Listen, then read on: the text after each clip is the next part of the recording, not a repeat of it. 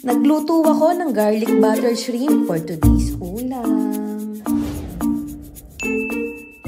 Hi guys! Magandang araw! For today's vlog ay samahan nyo naman kami sa isang simpleng araw ng aming pamilya. Lumabas nga ako para magtingin-tingin ng pwede naming ulamin para sa aming tanghalian. Sabi ko nga ay baka makakita ako ng pwede naming lutuin na medyo kakaiba naman. At ito ngang hipon ang aking nakita. Pagdating nga ng bahay ay binabad ko na muna ng mga 1 oras yung hipon sa Sprite. Nagsimula na nga ako sa aking pagluluto. Pagkalagay ko nga ng konting mantika ay sinunod ko na din yung butter. Tapos, sinabay ko na rin yung bawang. Ilang piraso lang naman yung hipon, kaya hindi ko na nilahat yung butter na binili ko. Nung medyo nag-brown-brown na nga ang kulay ng bawang, ay sinunod ko na rin ilagay yung hipon. Nung makita ko nga na medyo nagisa na yung hipon, ay tinanggal ko muna ito sa kawali. Bubukod ko kasi yung pagluluto ko ng mismong sauce. Naglagay nga lang ako ng konting tomato ketchup. Tapos, sinunod ko na din yung pinagmarinatan ko ng hipon. Naglagay na rin ako ng halos 1 sachet na oyster sauce. Inilahat ko na nga yung pinagbabaran kasi gusto ko dito yung maraming sabaw. Sinabawang hipon yan, charot. Naglagay na nga rin ako ng ibang pampalasa katulad na lamang ng asin at paminta. Tapos, hinulog ko na ulit ang hipon at pinakulo pa ng ilang minuto. Ma-share ko lamang ho pag nagluluto ako nito ay gusto ko yung maraming bawang. Para nga bawang pa lamang ay ulam na. At ayan na nga po ang aming ulam. Kain po tayo.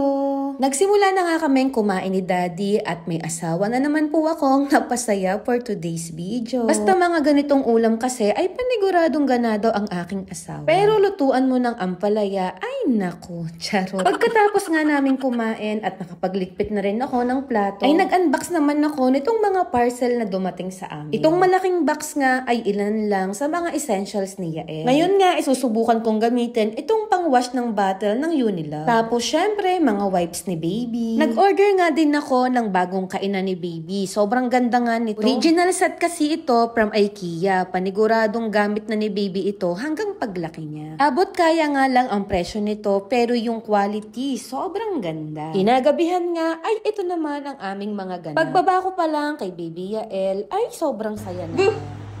Peekaboo! Peekaboo!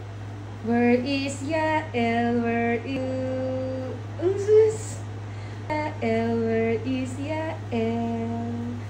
Peekaboo, I see you. Bali, wala na nga ang mga unan sa kanyang paligid. Kaya niya na kasi itong tawiran o kaya naman ay tinatanggal niya na ang mga ito. Noon pa nga ay nag-iisip na kami ni Daddy kung tatanggalin ba namin yung frame ng aming kama o kaya naman ilalagan na lang namin ng harang. Hindi na talaga siya pwedeng iwanang mag-isa kasi paniguradong mahuhulog na talaga. Kita nyo naman mga mi kung papaano siya magpaikot-ikot. Hinuhaan ko na nga siya ng kanyang mga books. Kapag ganito kasing binabasahan ko siya ay saka lamang siya tumitigil. Can you make a sound like a cat? Meow, meow. And the next one is a horse. Can you make a sound like a horse? Neigh, neigh, neigh, neigh. At ayun lang po ngayong araw. Salamat ho!